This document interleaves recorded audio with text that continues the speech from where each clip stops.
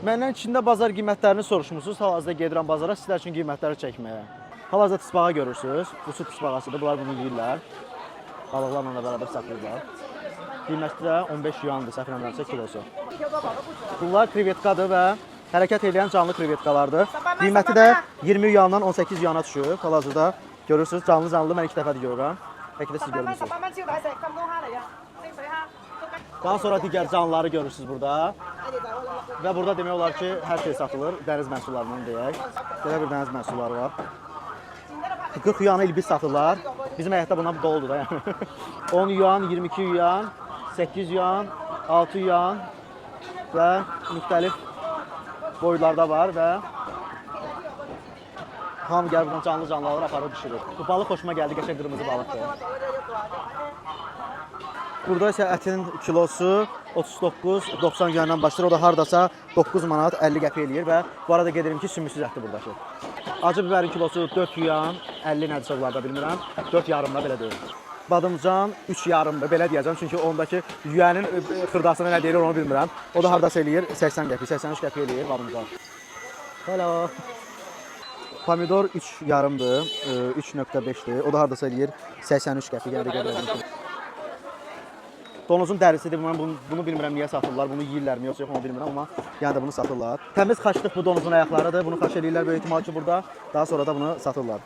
Balıqlar da 13 yuandan başlayır. Bu da çox ucuzdur qiymətləri. Balığın 13 yuandan başlaması 13 yuan.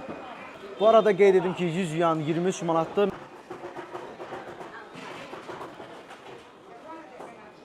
Kartofun qiyməti 54 qəpikdir, 2.3 yuandır. O da eləyir 54 qəpik.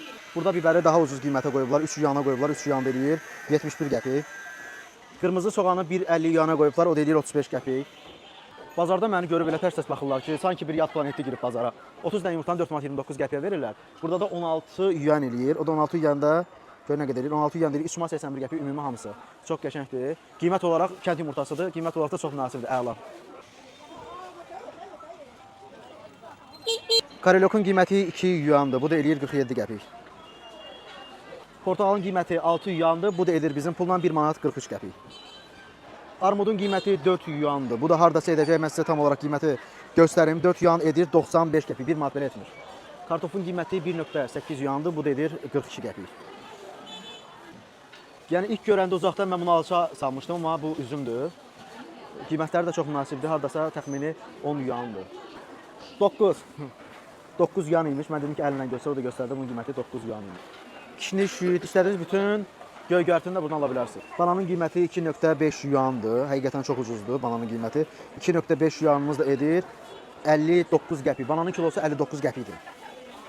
Əslində Çindəki bazar qiymətləri həddindən artıq ucuzdur və bu arada qeyd edim ki, bazarın içində siz motosikletçiləri də görə bilərsiniz. Motosikl sürənlər bazarın içində rahat şəkildə sürürlər.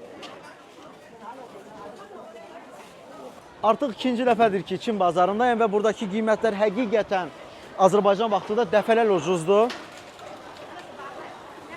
Hal-hazırda burada görə bilirsiniz 10 yuana qoyublar, 13 yuan, 12 yuan və qiymətlər həqiqətən çox ucuzdur. Qara toyuq, hətta məsəl üçün bu bizdə mən görməmişəm də. Bilmirəm, sən görmüsən qara toyuq? Mən də görməmişəm, qara toyuqdur. Bilmirəm, yəni ki toyuqdur o. Toyuğa oxşuyur. Böyük ehtimal ki toyuqdur. Bax, bunun içində yumurtalar da qalır. Toyuqdur, amma içində yumurtalarına bərabər. Bunlar buna elə göstərirlər ki, yəni bunu bu formada alsanız, elə bir ki yumurta qiymətindən qabağa düşmüş olursunuz. Qaba getdiyi bir